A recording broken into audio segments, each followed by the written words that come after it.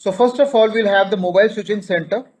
It will act as a backbone or the nerve center for the entire cellular and mobile communication system. Then we will have the base stations, that is how we properly call them as BS. And then we'll have the mobile unit or the MUs. So three prominent players in the entire cellular telephony business. We'll have MSC at the top, multiple number of BS, and hundreds and thousands of mobile unit who will be managed by the base stations.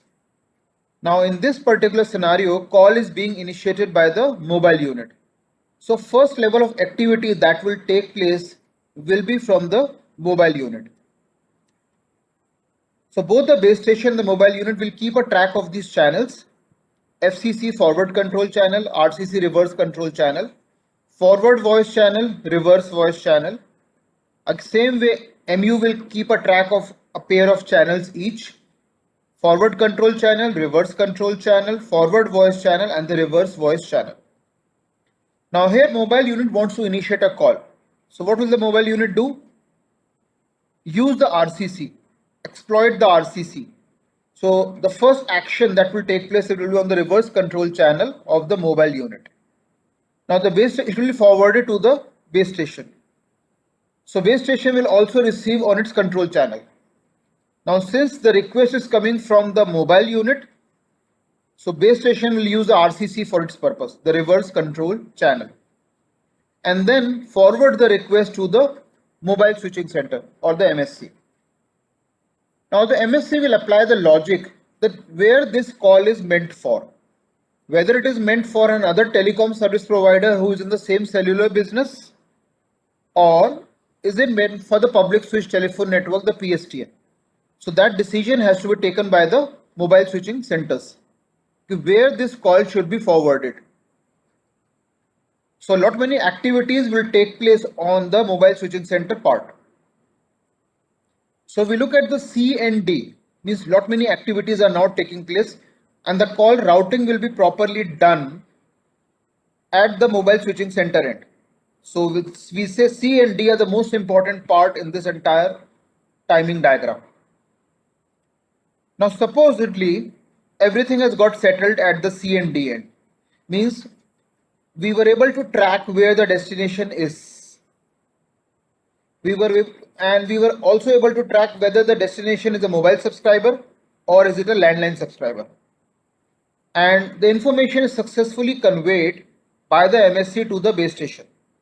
So on the forward control channel of the base station, it receives the acknowledgement on behalf of the mobile subscriber that his request is now getting fulfilled because destination has been tracked where he is. And the base station also forwards the same thing to the mobile unit that your request is going to be succeeded, it is going to be fulfilled, the destination has been tracked, means the entire concept of the call setup takes place successfully.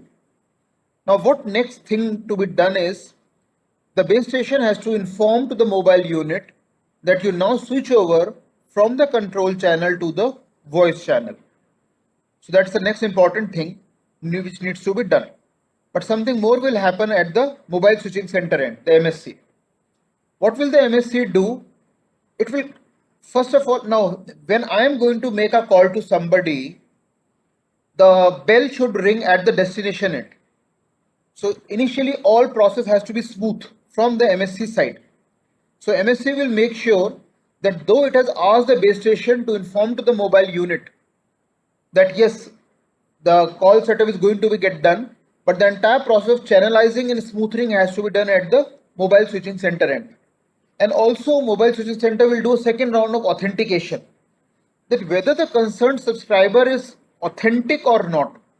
Authentic means when I am making a telephone call, I am passing two set of information from my phone.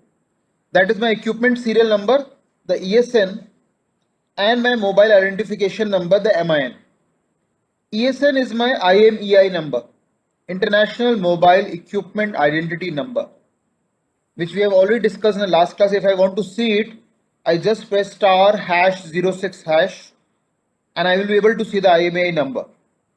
So whenever you purchase any smartphone from the vendor, on the bill, he will write the IMEI number of the handset which you have purchased, because that is a pure number, the original number of your handset. So when it is transmitted on the net, on the web, over the air, it is transmitted in the form of 32 bits. Other number what we have got is a MIN, mobile identification number, which is also called as a IMSI, International Mobile Subscriber Identity Number. It's a 10-digit number which we commonly save in our contacts in our phones, the number of our friend, relatives or colleagues. Now that 10-digit number, it's a decimal number, it's again converted into the binary digits. How many digits will be generated out of it? 34.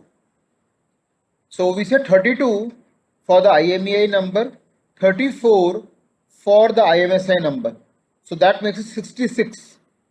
66 bits will be transmitted over the channel, because that serves as your identity on the telecom business, that this is what you are.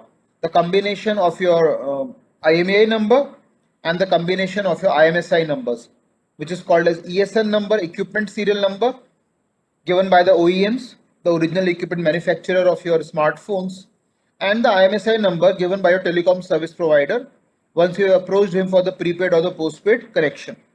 So IMSI number will be given to the by the telecom service provider, and the IMEI number is given by the OEM of that particular smartphones or the handset. Now we need, once the setup has been done and the authentication is done and the information has been conveyed by the mobile switching center to the base station to ask the MUs to switch over from the control channel to the voice channel, we need to go for the communication mechanism. So in this scenario, who will say hello first? The destination. So information will be conveyed to the mobile switching center. It will be conveyed to the base stations. And the base station will communicate the same thing on the forward voice channel to the mobile unit. So mobile unit also receives in its forward voice channel. What it receives? The voice message hello. And since the mobile unit was a source in this case, now it replies back. So it uses a reverse voice channel to reply back, and it goes on to the reverse voice channel of the base station. So these are the set of activities, minimum. Maximum would be any number. It depends upon telecom service providers. This is a minimum set of activities that will take place when a call is initiated by the mobile subscriber in a cellular telephony. So A, B, C, D, E, F, G, H, I, J, K, minimum this will happen. And the most important part will take place at C and D, when the call routing will be done and the destination will be tracked, that where the destination is, whether he is a mobile subscriber or he is a landline subscriber, and accordingly the routing will be done. So if it is a PSTN network, the information will be forwarded to the EPABX exchange or to the PSTN like MTNL or BSNL, and they will try to reach out to the destination landline unit and start ringing. So the main activity takes place at C and D. So these are the set of activities that will take place. I will just close down the session because time is expired, and I will just log in within a few minutes.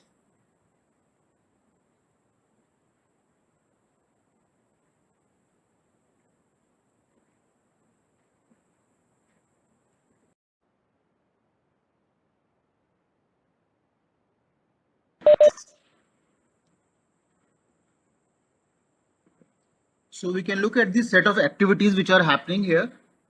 In the action A, generate a call request with the destination phone number.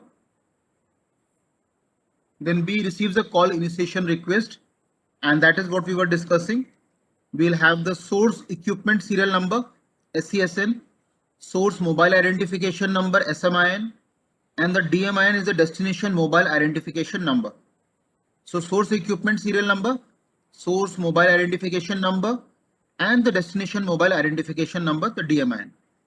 In the steps third, the C step, receive the call initiation request from the base station and verifies that MU mobile unit has a valid MIN and ESN pair. So the number which is going to be generated from the mobile unit is correct, both the combination MIN and the ESN. Step D, instruct the FCC, the forward control channel of the originating base station, because there could be many base stations by a single telecom service provider under the MTSO.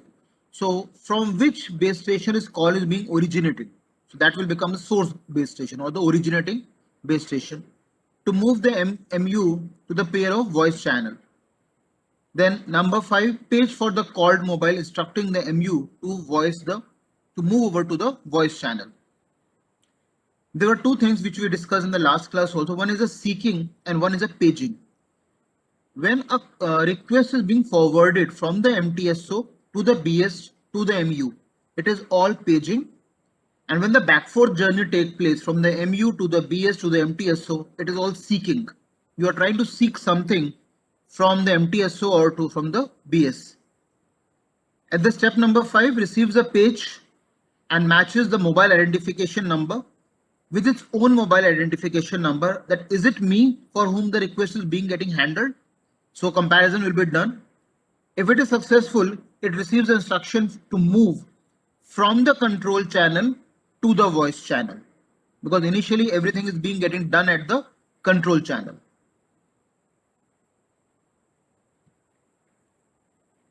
Then at the step G, connects the mobile to the destination on the PSTN network if the destination is a landline subscriber, or he could be another mobile subscriber. So it depends upon who the destination is. Accordingly, at the step G, the call will get connected and now the subscribers are hooked to each other and now they can start talking to each other. So begin voice transmission, begin voice reception, begin voice transmission, begin voice reception. So BVT and BVR will turn at the JHIJK. Now why it is not fixed? Because at times you would have seen that even though you are making a call, the destination is a shrewd guy, he doesn't say anything. He just picks up the phone, receives the call and does not utter a word.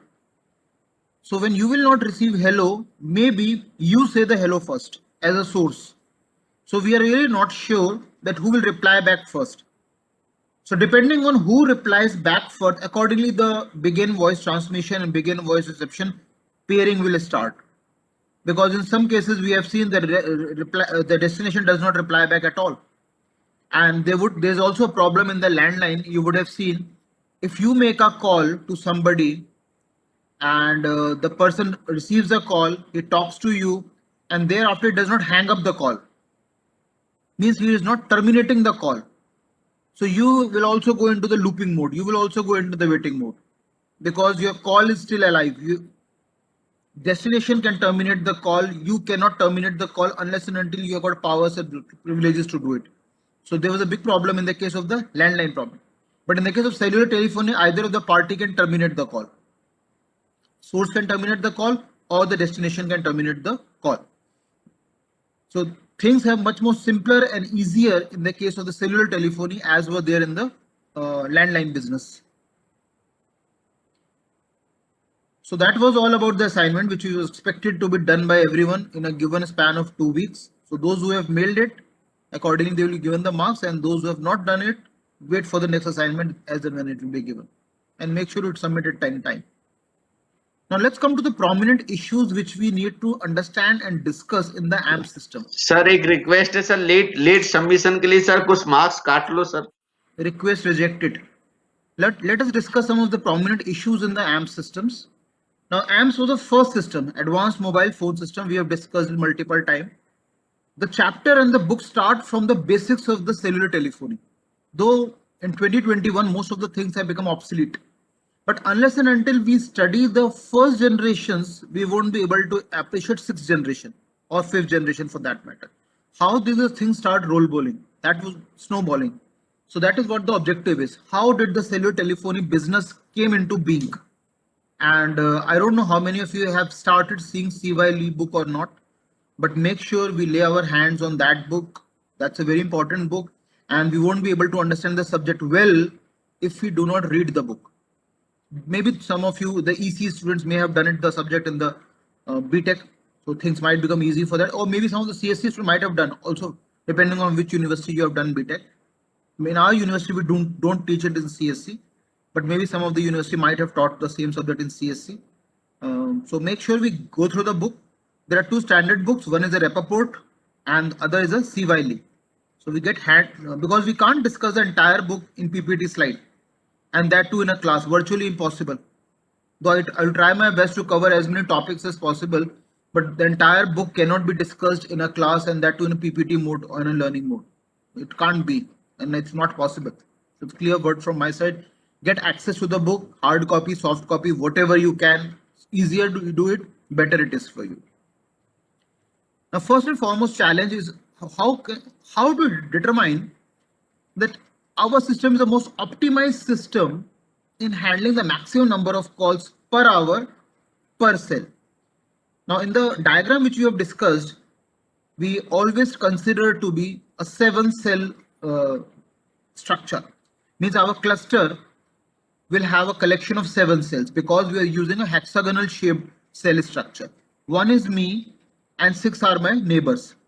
So how many number of calls? Now calls will be originated by the destination subscribers, the people like us who want to make a call to somebody or who want to receive a call from somebody. So in this entire business, how many number of calls can be possible? Then there could be a problem of interference and crosstalk. So we need to adopt the principles of frequency reuse channel. So we need to leave certain amount of channels and reuse the same frequency pattern again. But certain amount of channels need to be left in between. That is what we call the guard band, right? Certain amount of the frequency gap need to be left. Otherwise, we'll have a problem of the interference and the crosstalks. We need to eliminate that. But then again, that question mark comes, what is that number of channel I need to leave between the two channels using a same frequency spectrum? Another problem is of the co-channel interference reduction factors, CIRF. So once the concept of the frequency reuse channel will discuss, the CIRF will become easy to understand. What is co-channel interference? Then what should be the desired CI ratio, the carrier to interference ratio, so that the calls are also getting established, the communication can easily be done and smooth, everything remains fine and well. So what should be the desirable CI ratio, the carrier to interference ratio? Then should we need to go for a concept of cell splitting, especially when the number of the subscribers increases beyond a threshold value, or there is a problem of the call drops very frequently, or there is waiting time for the free channel to be allocated to me for the call setup or the call request increases a lot. Then I need to go for cell splitting. Or we have discussed the blocking probability if you remember earlier. So if the blocking probability exceeds beyond a threshold value, then also we need to go for the splitting. Splitting means going from a major cells to the micro cells. That is what we say. Splitting the large size cell into small size cells. And that could be classified in two categories. One could be the static, one could be the dynamic. Static means forever you split the cell. Dynamic means for a small duration of time. If there is congestion, you split the cell dynamically for a period of 2 to 3 days, all using a softwares, and then you restore it back. But in the case of static splitting, it's a hardware based splitting. You're actually setting another cell tower or cell site altogether. And the last is a handoff mechanism. So these are some of the prominent issues which we need to handle in our AMP systems. So we'll discuss one of them one by one, each one of them, so that things become easy to understand. And once they become easily understandable in the AMP system, thereafter the same concept has been carried forward by and large to all other cellular systems around the world. Because AMPs are the basic systems, so a lot of time has been spent over designing and developing of the system. Now let's pick up the first one, the maximum number of calls per hour per cell. Now that raises the issue that how many number of customers are there in the system. Because what was the issue here? How many number of calls can be handled by a system per hour and per cell basis. So the telecom service provider would like to know how many number of subscribers or how many number of customers are there in the system, because you cannot have the call beyond that point. So first of all, I need to know what is my carrying capacity as a telecom service provider and what is the number of subscribers currently in my system. because they are the legitimate subscribers and they can initiate the call at any point of time. And as a good telecom service provider, I need to have that responsibility that blocking probability should not be more than 2%, which we discussed in our last lecture also. That beyond a point, blocking probability should not be done, because otherwise subscriber will lose the interest and they might not use my system.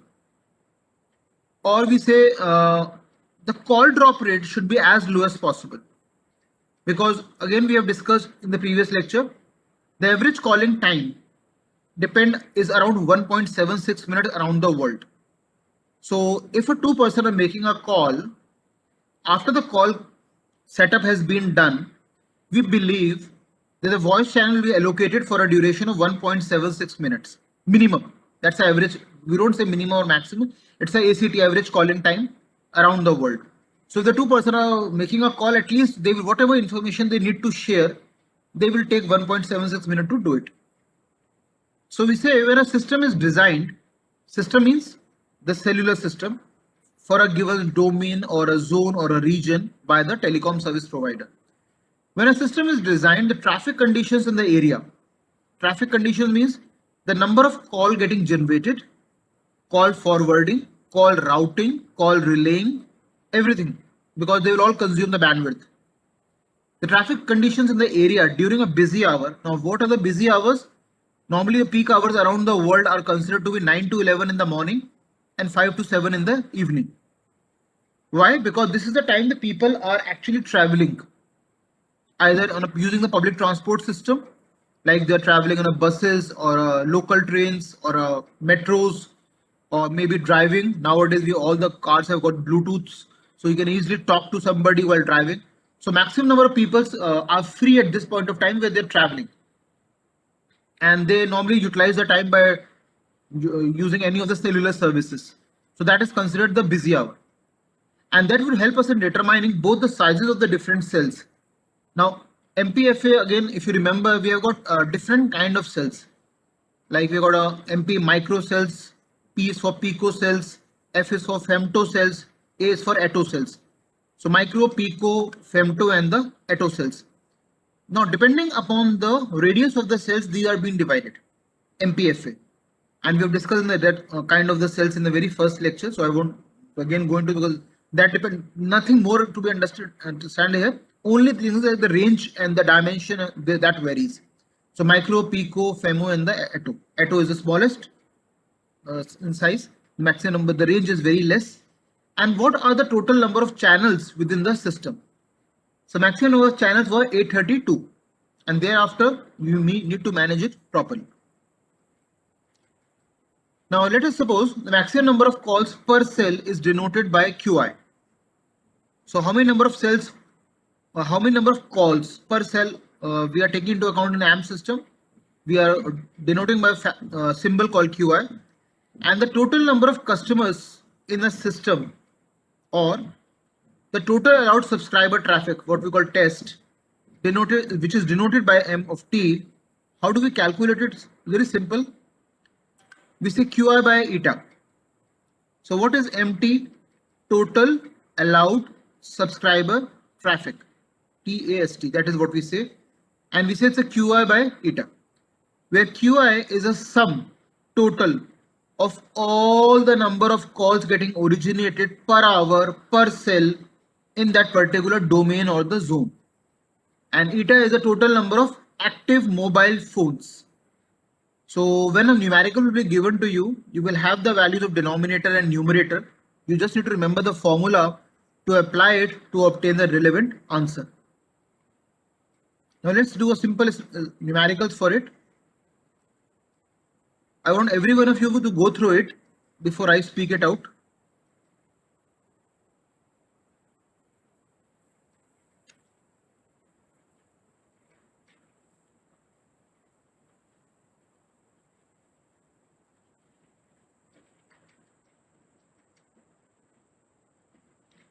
Hopefully we have gone through it. Now what it says, during the busy hour. So we are talking of the 9 to 11 or maybe the 5 to 7 time. So during the busy hour, the number of calls per hour QI for each of the 10 cells is 2000, 1500, 3000, 500, 1000, 1200, 1800, 2500, 2800 and 900. So we have been given the number of call per hour for 10 cells. Assuming that 60% of the car phones would be used during this period. Now in this numerical, they have talk of the mobile phones because they use the word car phones.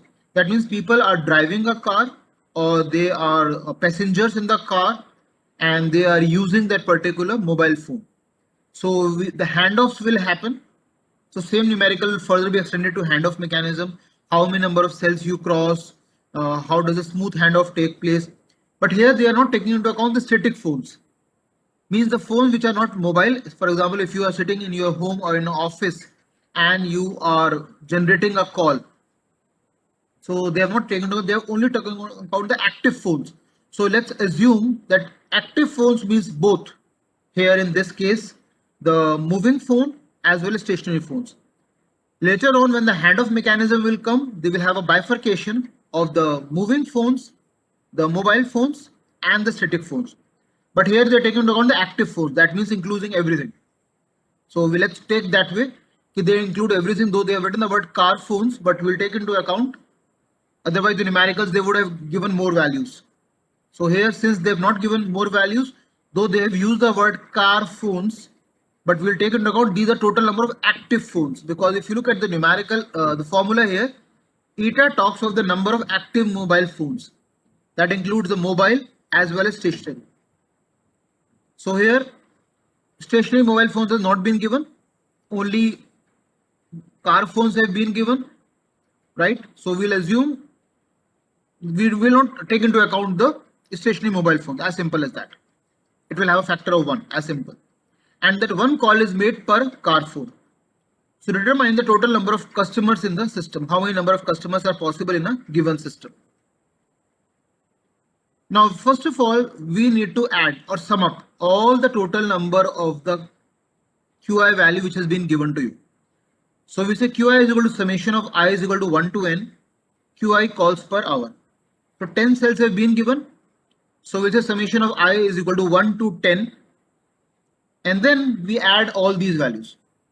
2000 plus 1500 plus 3000 plus 500 plus 1000 plus 1200 plus 1800 plus 2500 plus 2800 plus 900. So that gives us a value of 17,200 calls per hour, because we have taken the value of I is equal to 1 to 10. So that is the value we get of QI. Now we need to determine the test total allowed subscriber traffic in a given cellular system, and that too during the busy hours when 60% of the car phones are active. That is what the precondition which has been given in the numerical. So we say QI by n 17,200 divided by 0.6 and we get 28,667. So that are the total number of customers in the system active at that point of time, because only 60% of the car phone was active. And also it was that another condition which was given us, one call is made per car phone. Means if the number of people are 4 in a car and 4 mobile phones are being used, so 4 calls will get originated from that single passenger unit or the PU. But since they have not given anything like that, keep it simple. Don't mix so many issues. You might have a problem if you're doing it for the first time. Whatever data has been given to you, you just need to remember the formula and apply the values appropriately. So don't mix the many things together. They have given the values for 10 cells. Just add them up. 10 cells are given. Keep the value I is equal to 1 to 10. You will get a value to 17,200 calls per hour. Now, since they've already given the value to you, 60% of the car phones are active at that point of time. So divide by QI by n, divide by 0.6, and we get the value 28,667. That's the simplest and the easiest way to determine what are the total number of customers available in the system. Now, keeping a Q or taking a Q from the same numerical, let's determine the maximum number of frequency channels per cell. How we'll conclude, or how we'll come to the conclusion that what are the maximum number of frequency channel per cells are possible, and how do we derive it? Because there's a table called Erlang table which we will use. The table is given in the CY lead book also, as well as on the Rappaport book also, as well as available on the Google also. So from wherever you can access, more like a log table, what you used to have in your school days or maybe the college days also. But here we use it alarm table to determine us. Now let's see this. A maximum number of frequency channel per cell. We will represent it by a symbol N. It is closely related to the average calling time in a system. Now again, average calling time we know is 1.76 minutes around the world. So we need to remember these values because they will not be given in the question. They may be given, they may not be given, but as a student, we need to remember it. Now, the standard user calling habit depends upon certain factors. Means the ACT, the average calling time, can increase or decrease depending on the user's calling habit, and that could be his income profile.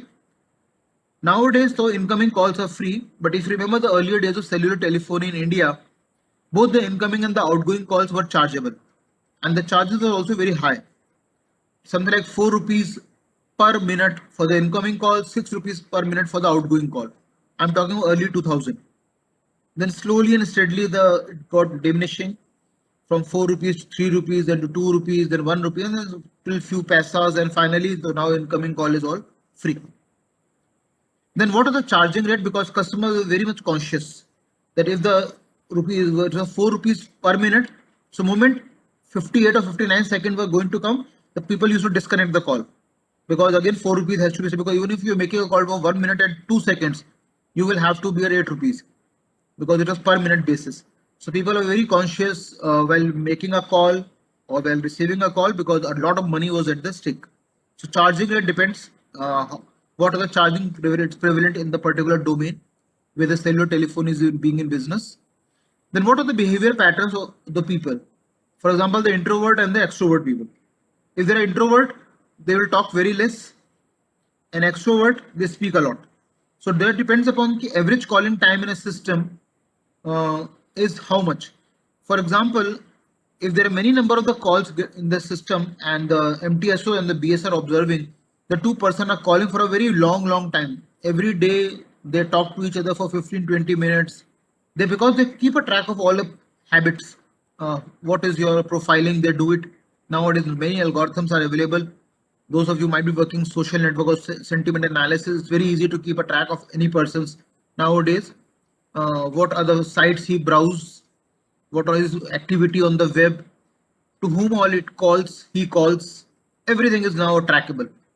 So that is why we always say you should be very conscious of what you do on the web as well as using a mobile phone in the cellular telephone.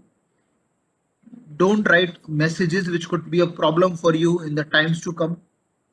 Don't upload unnecessary images, videos, which could again be a problem for you in the time to come.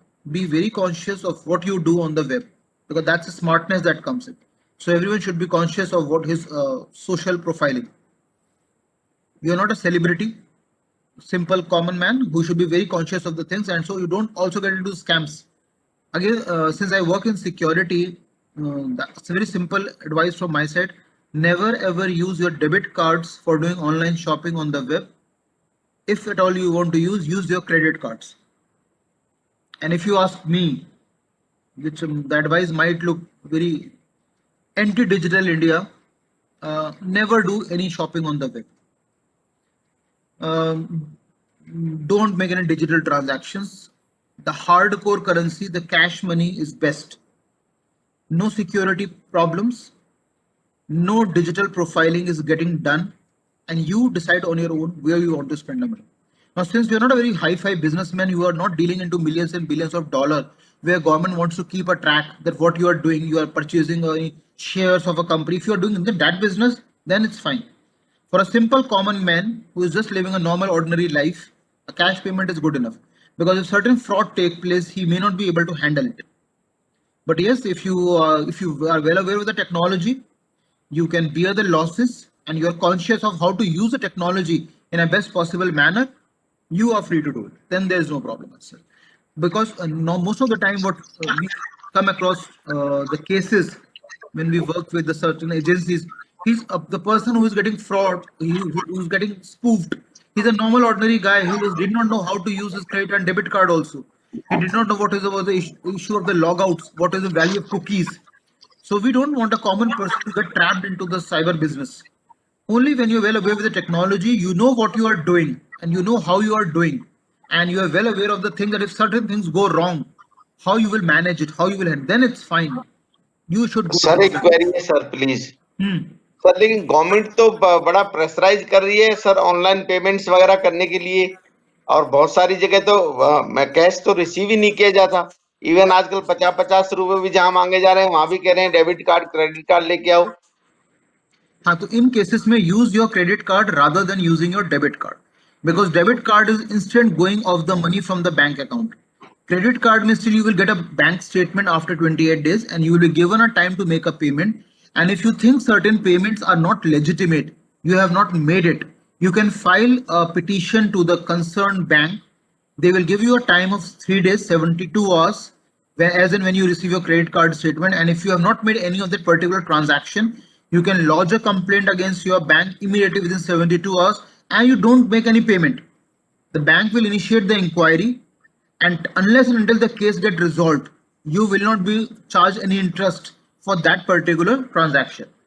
So if at all the payment has to be done, use your credit card rather than using your debit cards. Sir Bhim app वगैरह नहीं safe है? Say state again. Bank की जो Bhim app है या और बहुत सारे पेमेंट गेटवे वगैरह सिस्टम है, वो सेफ नहीं है क्या sir? No comments. Sir So let's come back to the maximum number frequency channel per cell, because we can't discuss beyond a point on this online mode. Now we say if the average calling time T is 1.76 minutes and the maximum number of calls per cell, because that is what we are more interested. ACT is 1.7, that is globally accepted, and the maximum number of calls per cell you have to determine. So certain data will be given to you. Now you compute the value of summation I is equal to 1 to the number of cells which have been given to you, and you add the value of all the queues given to you. Now, given that scenario, if I want to calculate the offered load, now offered load is given by the alphabet A. So how do we do that? We say A is equal to Qi by T at longs. So Qi is a sum total of all the calls per hour per cell, and T is the average calling time. And there is an organization by CCITTT, which I think EC students will be well aware of. It's a International Radio Consultative Committee, and they have given a unit called Erlangs in the honor of Agnar Krop Erlang, because he has done a lot of work in the telecom business. So it's more like the ohms and the many other kind of unit. We have got Pascal Vagara in the honor of the people who have done a tremendous work in that particular area of specialization.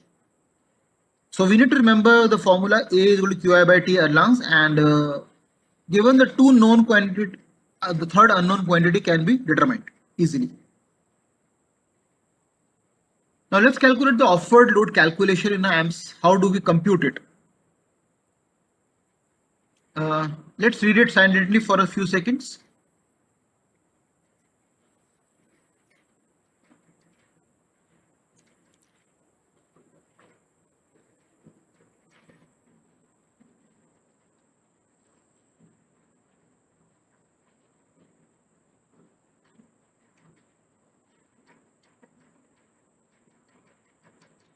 Now what it says, let the maximum call per hour in a single cell is 3000.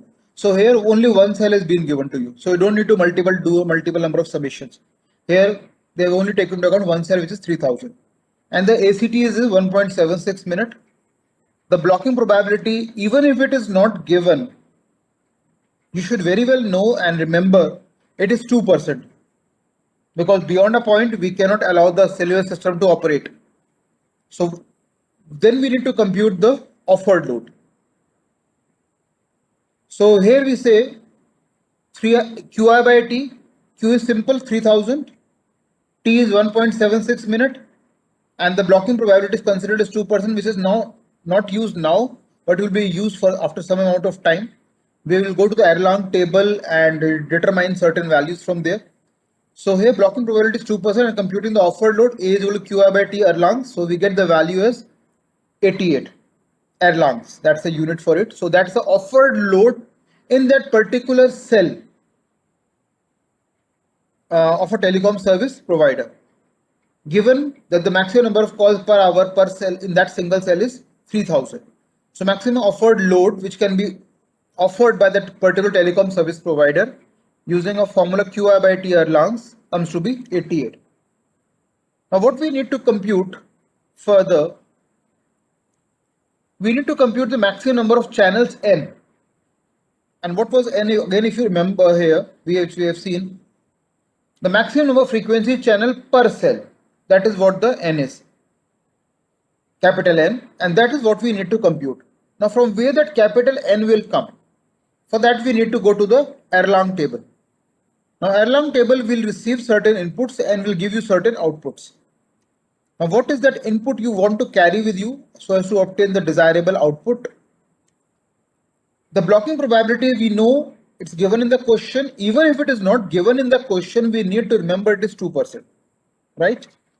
And the value of A is computed as 88 because that we all just computed the offered load. Qi into T by 60, the average calling time in Erlang's. So we have just computed the value of A in the previous slide as 88.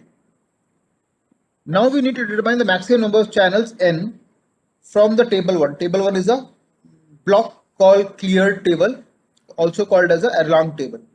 And we get the value of n as 100. That is how we compute it. Now, I have taken a snapshot of the table to make it presentable so that you can understand, but make sure we go through the book so as to get a reality check of it. How does the table look like? Now, this is how it is look like. It's given in the appendix 1.1 of the CY Lee book, blocked calls cleared table, BCC table, also called as the Erlang table. Now here, if you see on the left hand side, we have got the first column is n, and the B is given the blocking probability starting from 1% to 1.2 to 1.5, 2, 3, 5, 7, 10, 15, 20, 30, 40, and then 50. So after that, the system will reject it. If the blocking probability goes beyond 50%, it is not allowed to operate in that particular telecom business. So here n we can compute. The column heading you can see here is 2%. Right now, what we have been blocking probability is 2%, and these are the A, the offered load. So we start with the 2%. When the offered load is 41.2, the value of n is 51. That's how we start reading. Now we move in this column of 2% because we know blocking probability is 2%. However, if the blocking probability is given to you 4% or 7%, then you come to this next column, the 7% column, and then you start navigating through it, iterating through this particular column, because these are all offered load. So we start with this 2% column, we gradually move down from top to bottom, and we have got a value of A as 88. Remember it, the offered load per cell, and we do not find the value of A as 48 till we reach to a n as 70. So at the value of n as 70, we get 59.1. That's the offered load. So we move it further down.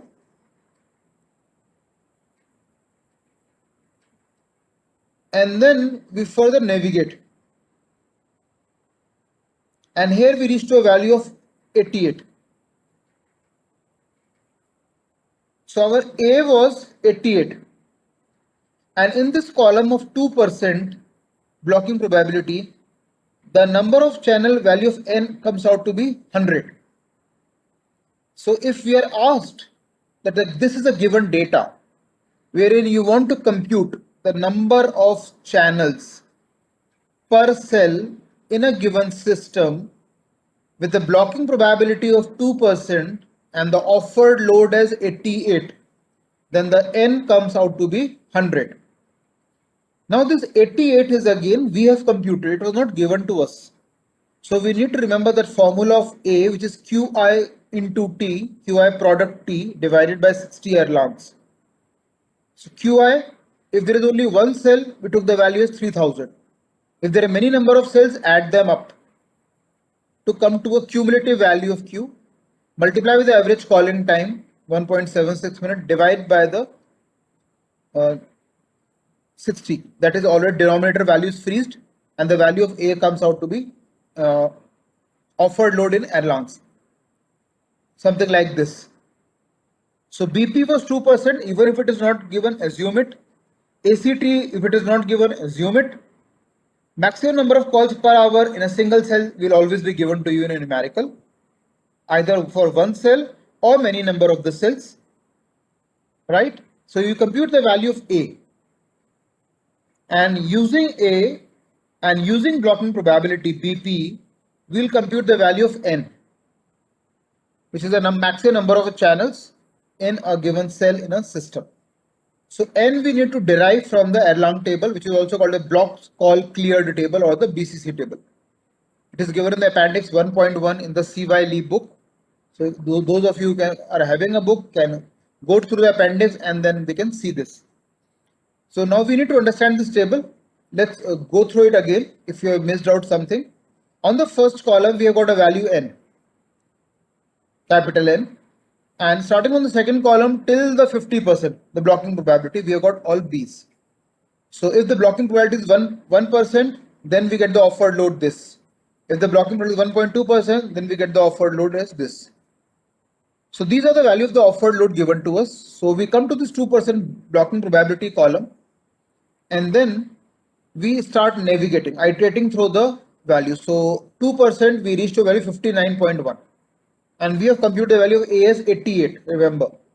So we move to the second page of the Erlang table, and we come to this particular last row, where we say with the blocking probability is 2% and value of the offered load as 88, we get the value of N as 100, which is the first column in this entire blocks call cleared table, the Erlang table.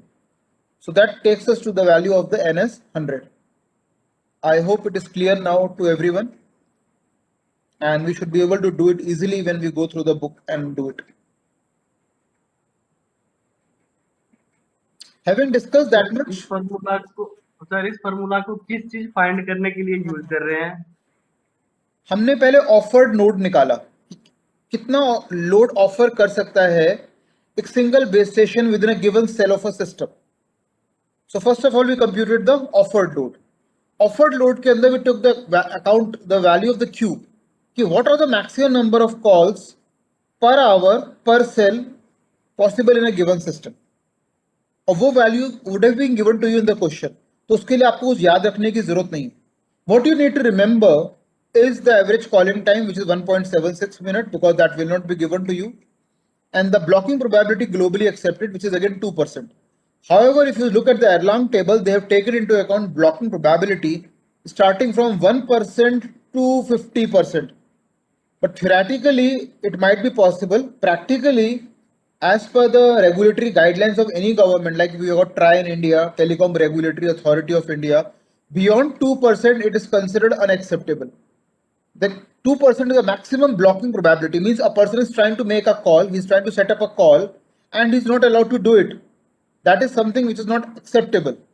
So 2% that it is acceptable for the entire cellular operation, that particular base station, but beyond point it is not acceptable. Though even 2.5 may be acceptable, 2.8% may also be acceptable, but we keep a maximum threshold value as 2%. So we compute the offered load per cell in a cellular system using QI product T divided by 60 unit in Erlangs, where T is the average calling time. We compute the value of A, which is the offered load. We come to this table. Table already has two values inside it. Rather, table has everything inside it. It depends what you are trying to take out from the table. So if you have got a blocking probability, which is 2%, offered load you have just computed, go through the blocking probability column, navigate or iterate till a point you reach where your offered load matches with a value written in the Erlang table. And at that point of time, what is the corresponding value of N? This is 100 in this case. So that becomes the maximum number of channels per cell in a system where the number of calls per hour per cell is 3000. So that gives us the value as N as 100. the number of channels in a system.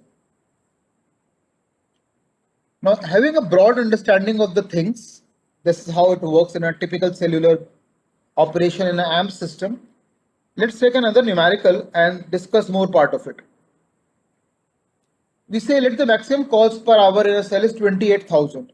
So that has already been, Q has already given to you. So it becomes easy to understand. Now compute the offered load and compute the number of radio channels needed. So now N, that is what the N is, the number of channels per cell in a system.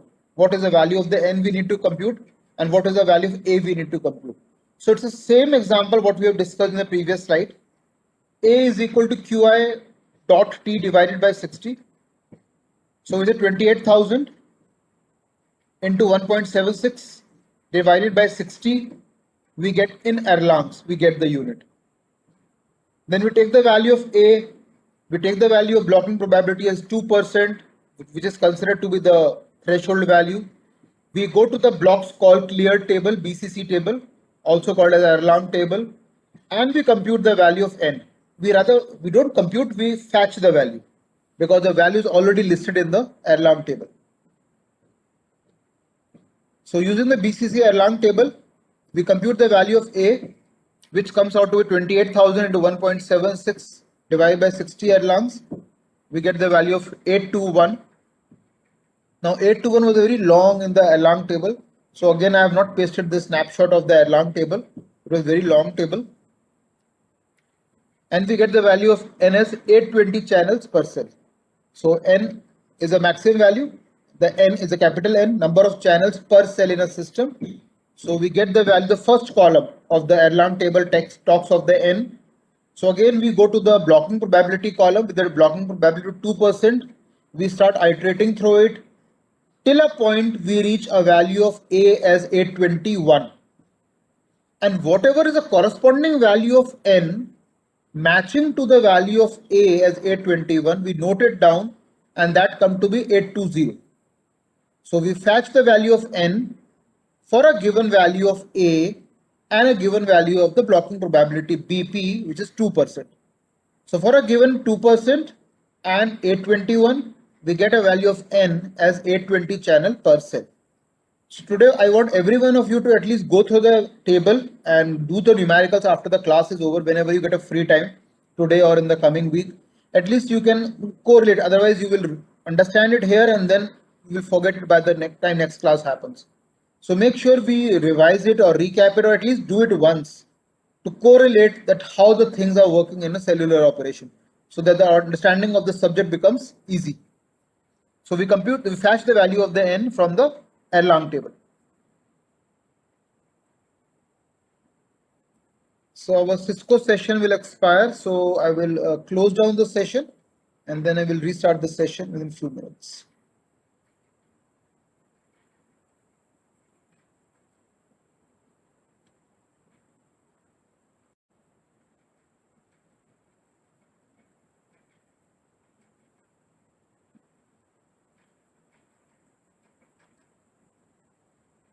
So we talk of the radio channel, which we know consists of a pair of frequencies, one for each direction of the transmission, that is used for full duplex as for the trans.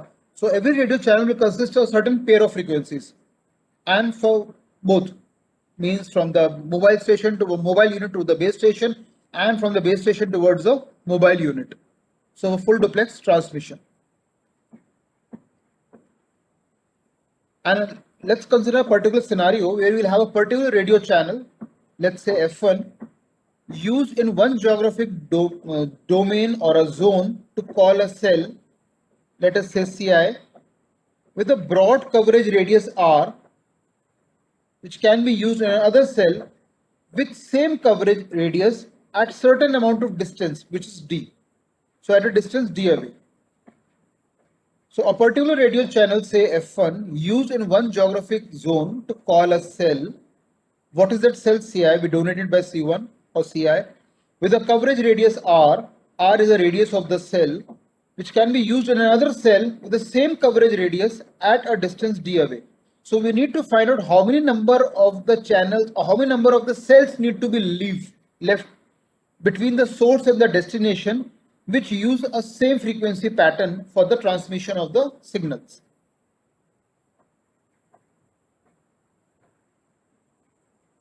So frequency reuse is a core concept of the cellular mobile radio system, and it need to be handled very efficiently and very optimally.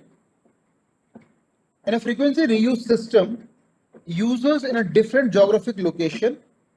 Now, when we use the word different geographic location, we are referring to different cells, because if you are referring to our own core cells, we share a same geographic location. So destination cell can be in altogether different geographic location, may simultaneously use the same frequency channel. So me sitting in one cell and another subscriber sitting in another cell at some certain amount of distance, we can transmit the signals, or we can receive the signal at the same frequency spectrum, at the same frequency pattern, provided proper frequency reusing is done. So frequency reuse system can very easily increase the spectrum efficiency, because that is what the need of the hour is, and that always remains the need of the hour. You take any cellular system, you take any country, there's always a problem with the proper management of the bandwidth, how well we need to manage it. So it can be very easily increase the spectrum efficiency, but if the system is not designed properly, we can have the problem of the interference and the crosstalk, something which should not be allowed to happen. So we cannot eliminate it, we never say, but yes, we can also always make an effort to design the algorithms which can reduce this as low as possible. We can minimize this as low as possible. So how, in a simplest term, how do we define FRD, or frequency reuse distance? The minimum distance which allows the same frequency to be reused. Now, how many number of time to reuse? There is no upper limit. It all depends how best you manage your cellular operation in a given cell. That depends upon the particular telecom service provider. So we'll take an example where we'll have multiple number of hexagonal shaped cells, and many of them will be reusing the same frequency as what you are using in your source cell. So that slide will become easily understandable to everyone. We'll have multiple number of the frequency reuse distance, or the D. That is what we denote, the capital D. So FRD depends upon many factors, such as what are the number of co-channels in the vicinity of the center cells. The more the number of co-channels, it's a problem area. We want less number of the co-channel cells in the vicinity of the center cell. And the type of geographic terrain contour, means what are the typical topology of a given area. It also depends upon the antenna height. So we call it as a HAAT, antenna height above the average terrain. So HAAH is the antenna height, and AT is for the above the average terrain. So we call it as the antenna height above the average terrain. It also depends upon the transmitted power at each side, because if you transmit the signal at a very high power, a lot of energy is going to get wasted. And it will also have a problem that you might cross the edge of your own cell, and it will waste a lot of power, and energy will get consumed. If you transmit the signals at a very low power, maybe the subscriber of your own cell may not be able to receive it. So we always have to keep it an optimal value, that what should be the maximum transmitted power at each cell site. Also, it also depends upon location where you are located. For example, if my house or office is too close to a cell tower, now that does not mean I will receive the best quality signal, because if you take the cell site or a tower as a cone, and if your house is just having a lat and long coordinate, the latitude and the longitude, very close to the cell tower, you may not be able to receive the best quality signal. Same way, if you're very far off from the cell tower, you may not be able to receive the best quality signal. So somewhere, your house or your office, it should be very centralized location, maybe at the very nice location, so you can receive the best quality signal. I can give the real-time example. I did my PhD from Department of Computer Science, University of Delhi. So there in the Department of Computer Science, it's near the Arts Faculty building in Delhi University. So lot many departments are there, lot many colleges are there, and so many number of subscribers are there. But that department was having very poor connectivity. So we used to go from the labs to almost to outside of the building to get a good quality signal. And though it is on the mall road, good number of close to a position where Delhi government sits, and the location is very good. But that particular domain, the entire North Campus is flooded with so many number of the cell sites. But that particular location of Department of Computer Science was very badly connected, and hardly mobile signal was available for Airtel. So we had to actually go to some far off location, maybe travel certain amount of meter away to get a good quality signal. And there could be many reasons. The power at which they're transmitting the signal, what is the height, the average height of the antenna above the terrain, should not be very high, it should not be very low. So proper feasibility study need to be done that where the company is providing a cellular operations.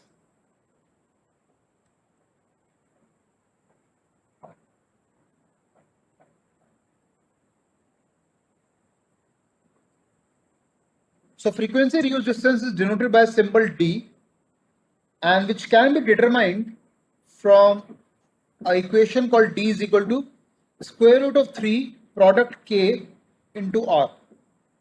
So square root 3K dot R. That is how we compute the frequency reuse distance.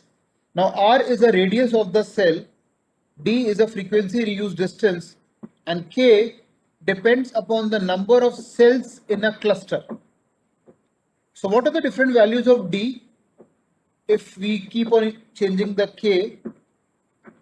So we say K is a frequency reuse pattern, and that depends on the total number of the cells in a cluster. So till now we have seen that if a hexagonal shaped cell structure is there, a cluster will have a collection of 7 cells. One is me, and rest all are my neighbors. So we said D can have a value of 3.46 R when K is equal to 4. So square root of 3 is, we know, 1.732. So 1.732 into 4, and you multiply whatever R is given to you in the numerical, you use that R. And even if they've not given the R, we have got 4 kind of the cells: the micro, pico, femto, and the atto cell. So you can take a dimension of any of that cell and apply it. Even if it is not given to you, we know the range of the cell varies from 1 mile to 12 mile. So minimum value is 1 and the maximum is 12 mile. That was the original theoretically concept that was postulated in the C. Wiley book. Now what is the range of cell? 1 mile to 12 mile, minimum and the maximum. So D is equal to root 3 KR. So if the value of K is 4, we get D as 3.46 R. If the value of K is 7, we get D as 4.6. If the value of K is 12, we get D as 6R. And if the value of K is 19, we get D as 7.55 R. So R becomes the radius of the cell, D is a frequency reuse distance, and K is a frequency reuse pattern, which clearly indicates the number of the cells in a given cluster. Now, how do we use it? How, once the data is given to you and the formulas are also there in place, let's see this slide. This slide talk of the n cell reuse pattern. Now at the bottom of the slide, you will see something like shift parameters. I is equal to 3 and j is equal to 2. And we compute the value of k for a given value of I and j. So when the value of I is 3 and the value of j is 2, we get the value of k as 19. Because I square means 9. Then 3 into 2 gives you 6. So 9 plus 6, 15. And then you 2 square, 4. 15 plus 4, 19. So we get the value of k as 19. So after a lot of experiments that were done by FCC, the Federal Communication Commission, the IEEE, and the CCITT, International Radio Consultative Committee, they all reached the conclusion that the maximum or the best frequency reuse pattern which we get is for a given value of I as 3 and j as 2. Then we get the value of k as 90. So if you look at this diagram here, we have got a single central cell is A. Now this cell will use certain frequency spectrum for the transmission of the signal. Now, can there be another neighboring cell which can use the same frequency spectrum for the transmission of signal? Answer is yes, but it needs to be certain distance away so that we do not have a problem of the interference and the crosstalk. So co-channel interference can easily be avoided. So I need to leave certain amount of these intermediary cells, and then I can use the same frequency spectrum for the transmission of the signal, and no problem of the garbage collection will happen or the crosstalk or the interference will arise in this kind of a scenario. So both this A and the next A can use the same frequency spectrum. Same way, source A and destination A can use the same frequency spectrum. Same way, these two A can also use, these two A can also use, these two A can also use, and these two A can also use. So all of them can use the same frequency spectrum. They can use the same bandwidth for the transmission of the signal, but certain amount of cells need to be left between these two. And what are those? What is the optimal number? So how do we compute? We say I is equal to 3 and j is equal to 2. So what is the meaning of the word I and j? So if you start looking at this cell A, so we look at, if you move to the right hand side of it, so it's a 1, 2, 3. So value of I become 3 here. And j is 1, 2 till you reach to the destination. So we leave the first cell, we leave the second cell, we leave the third cell. Then we turn 90 degree. And then the value of I is equal to 3 in this case. And we say j. Now turn 90 degree and then again leave cell. So 1 and then the 2. So this is how we come to conclusion that that is a cell which can be optimally be used, and no problem of the crosstalk or the interference or the gobbling of the signals will take place, and the subscriber will be able to enjoy the best quality of service from the cellular service provider. So after a lot of experiments and with lot of cell shaped structures, they considered the rectangle also, square also, polygon, tetragon, octagon, nonagon, polynomial, so many polygons, everything they considered into account. And finally, they reached to conclusion that hexagonal shaped is the best cell structure. And to determine that which is a cell that can use the same frequency spectrum as me, the source cell, we need to leave certain amount of cells in between. And how many number of cells to leave?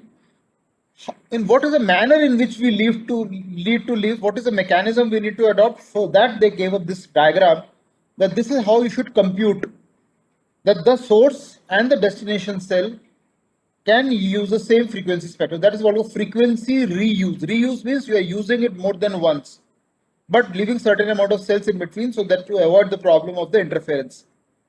So that conducting multiple experiment, I is equal to 1, j is equal to 1, I is equal to 2, j is equal to 1, I is equal to 1, j is equal to 2, I is equal to 2, j is equal to 2, I is equal to, everything they did. And they carried on. Finally, after a lot of experimentation was done, finally they reached to conclusion that with the value of I is equal to 3 and j is equal to 2, we get the best value of the k. What is the k? Frequency reuse pattern. So I hope the concept is clear, that how we need to use it, or then how many number of cells need to be left to reach it.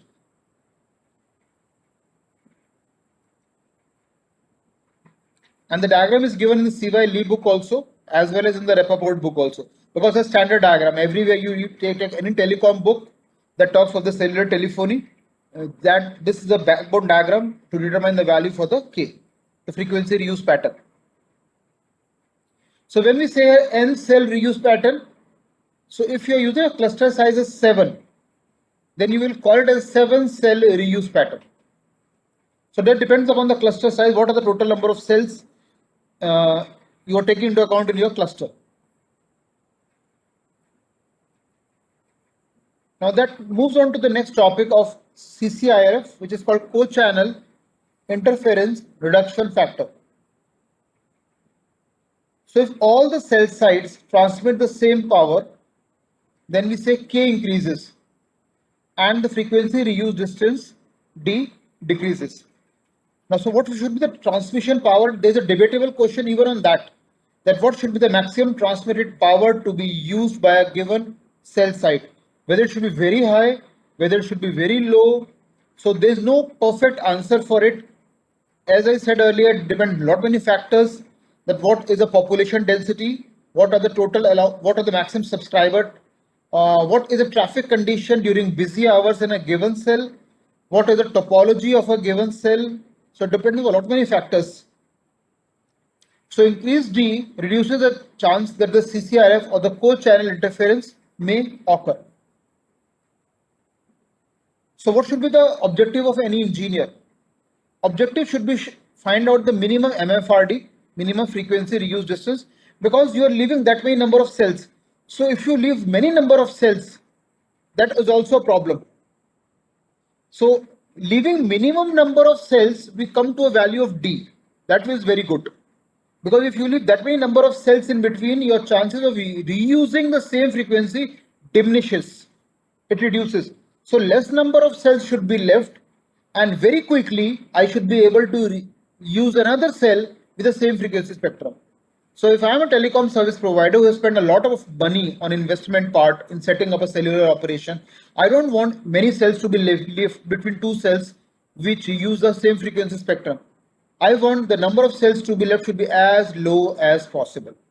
That is me as a investment person, or the one who's spending the money onto cellular operation. But theoretically, academically, and technically, what is feasible, that depends upon the particular zone or domain. And objective should be to find out the minimum MFRD in order to reduce the CCI, the co-channel interference. So if you do not leave sufficient amount of guard band, then we might have a very high chances of co-channel interference. So leaving the number of channels in between the two cells, keeping the two cells apart from each other is a very challenging task for engineer who works for telecom service providers. That they should work in a most optimal manner, and they keep on devising new algorithms for it. So if the cell size is fixed, the co-channel interference is independent of the transmitted power of each cell. But in majority of the cases, again, you can come to the conclusion that the cell size is not fixed. Cell size is very variable and dynamic quantity. In some of the clusters, the cell size may be small. In some cases, it may be large. In some cases, so keeping a cell size as a fixed quantity may be possible in a flat terrain, but it may not be possible. It will not be possible in the mountainous terrain. For that is for sure. This implies that the received threshold value at the mobile unit is adjusted to the size of the cell. The size of the cell, we have got four broad categories: MPFA, we say micro, pico, atto, and the femto cells. So you need to see the dimension of the cell that matches to a particular domain areas, which is the most optimal cell size to be kept. And the received threshold value at the mobile unit is always adjusted to the size of the cell. So whether my mobile is getting the best quality signal or not, what do? Normally we see on the right hand side of the mobile phone, we got RSSI, received signal strength indicator. The vertical lines are there. That shows what is the level of signal or the connectivity I am getting from my nearest cell site or the base station or the cell tower. Means what is the, if I'm getting full bars, all 5 bars are present, that's the best quality signal. So quality of service, the grade of service will be very high. But if I'm just getting 1 bar, that means the quality of service is drastically gone down. I cannot make a call. I will not be able to receive a call in the best possible way. The mobile and the data service will be badly affected because I'm not getting a full blown up signal for my mobile phone. So CCI, the co-channel interference, is a function of parameter called Q, and we always define Q as D by R. So where D is a frequency reuse distance between the two cells and R is the radius of the cell. So in a given numerical, if you are asked to compute that what is CCI, co-channel interference, in a given scenario, then you need to find out the value of D, that is what is the frequency reuse distance and what is the radius of the cell. And again, if the radius of cell is not given to you, take any cell and then take a suitable assumption and then try to solve it. So remember this another formula, Q is equal to D by R, where D is the frequency reuse distance and R becomes the radius of the cell. And that gives us a value of the CCI, co-channel interference for a given cell. So when the ratio Q increases, for sure CCI decreases. And the separation D is a function of Ki and Ci. Ci is a carrier to interference ratio. So when Ki is the number of the co-channel interfering cells, what we call CCI, and C by I, or we normally call it Ci only, is a received carrier to interference ratio in that particular cell. And for all cellular practices, we always keep the value of Ci to be 18 decibel or higher. So that's a good quality voice signal transmission. So after a lot of experiments done by the CCI and the FCC and the IEEE, they reached a value of Ci as 18 dB or higher. So those of you might be interested in how did this value came, the entire derivation is present on the web. You can go through it for the co-channel interference reduction factor, but as a part of the course, we don't require it. So there is no need to go through in deep depth or length. So we just need to remember the formulas and the values, and that should be good enough to have a broad understanding of the things. Anyway, we are discussing the initial AMP system. They have changed a lot by the time we come to the GSM or the GPRS or the CDMA systems. So in a fully equipped hexagonal shaped cells, there are always 6 co-channel interfering cells. So 1 is me and 6 are my neighbors. So as a engineer working for telecom service provider, it's my duty and responsibility to make sure that my nearest cells should not use the same frequency what I am using. Otherwise, we might have a problem. We might have a problem of the interference between the neighboring cells itself. So that means the Ki value should be kept as 6 because 1 is me and beyond me there are 6 neighbors. So all these cells should have a different frequency signal transmission. Otherwise, we might have a problem in the adjacent cell transmission itself. So what are these 6 effective interfering cells? The concept is simple. So 1 is me, and then in the first tier is my neighboring cells. So we say 1, 2, 3, 4, 5 and the 6. So as a telecom service provider, what's my duty and responsibility? This cell with the signal transmission which is being done here at a particular frequency level should not be used in any one of these. My neighboring adjacent cell within the same cluster on the tier 1. That I need to take care of.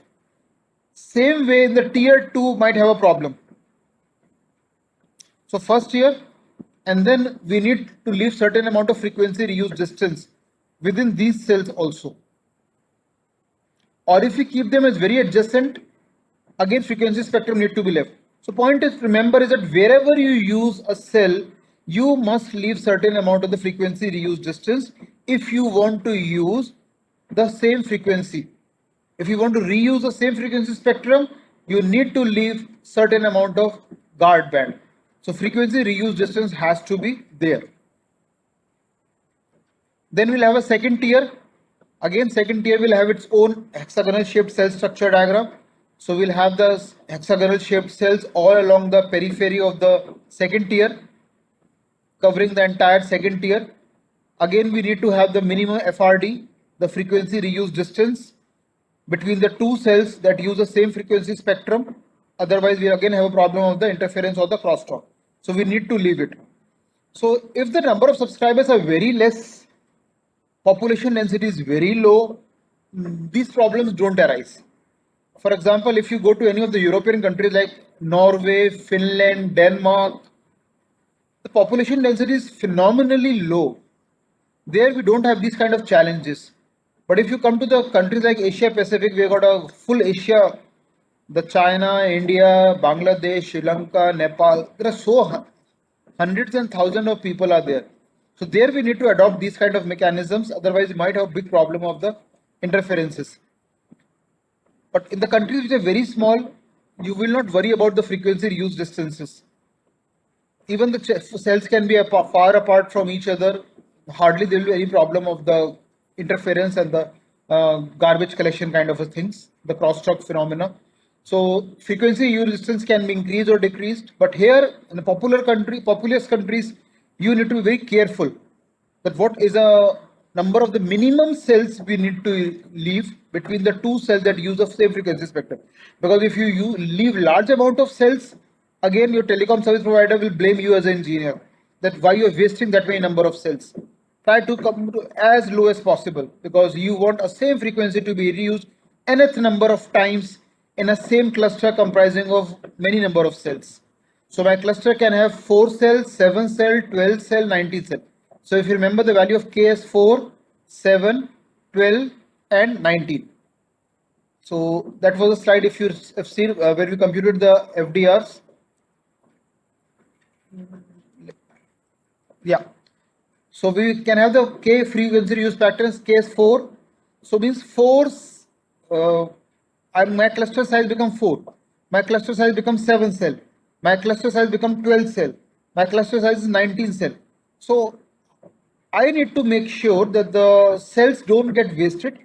Minimum number of cells should be leave between the source and destination that use the same frequency spectrum, and no two adjacent cells can transmit the same signal at the same frequency spectrum. So I need to leave the value D, the frequency reuse distance. Otherwise, again, we might have a problem of the interference. So this is what was our N cell reuse pattern. Where N here in this case was a 7. You can have a 7 cell reuse pattern or the 12 cell reuse pattern or the 19 cell reuse pattern. But optimally, it was considered K value should be 19 for a given value of I and J.